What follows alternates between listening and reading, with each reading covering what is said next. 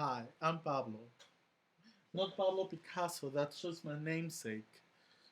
Well, we have learned already how to use adjective clauses, how to reduce adjective clauses, and how to use appositives. And today we're gonna play a little role game so we can practice how to use appositive properly within a sentence. So a positive, that's a word that sounds very posh, very fancy, but actually it's very simple to apply an appositive within a sentence. Well, for this lesson, it's not a lesson, it's an exercise, I'm gonna divide the classroom in groups of three. And we will have in those groups two speakers and one secretary. So I'm gonna give each group this wonderful book, a copy of a biography of Pablo Picasso, an illustrated biography that contains all his famous paintings. And what I want the speakers to do is to pick a random page within that book. For example, I picked this page, page 7, which talks about his childhood. And the speakers are going to read the page, the whole page, and then they're going to make conversation about it.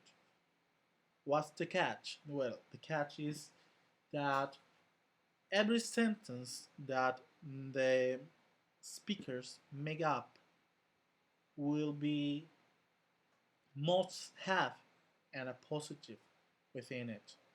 So they can read a paragraph and they have to come up with a sentence that uses an appositive. Okay? So, an example. I'm reading the first line in the page 7. It could be said that his work as a painter, sculptor, engraver, and ceramist made him worthy of the nickname the genius of the century. Now, how do we turn that sentence into a sentence with an appositive? Well, there's many ways we can do that, but we have to choose one. In this case, I will choose the following: Pablo Picasso, and then I will insert all his um, work, those nouns that describe Pablo Picasso. So I will say, it could be said that, no, let's beginning with Pablo Picasso. Pablo Picasso, painter, sculptor, engraver, and ceramist, is worthy of the nickname the genius of the century. That's just one way to do it. And we have that word ceramist.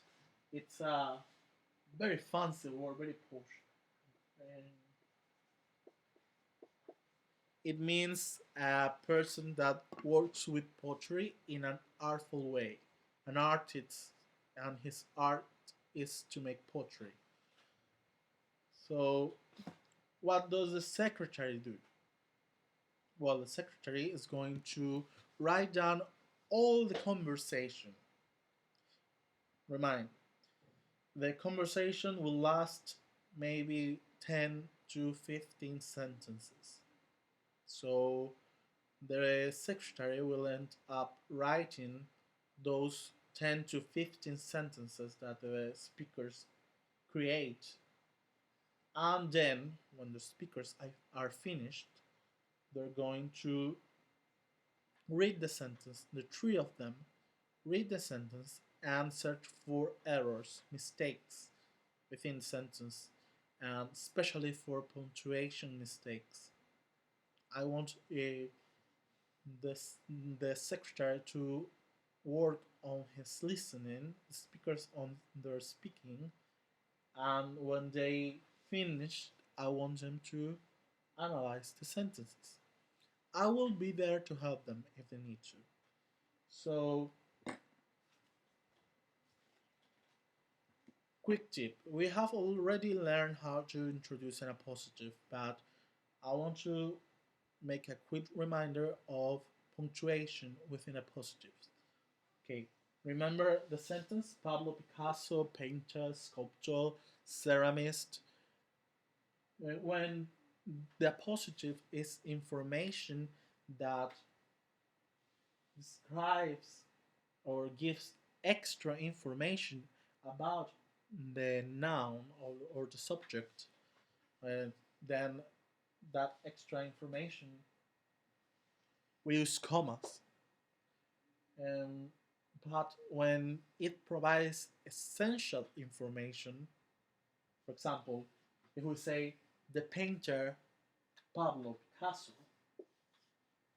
is worthy of um, the nickname Genius of the Century,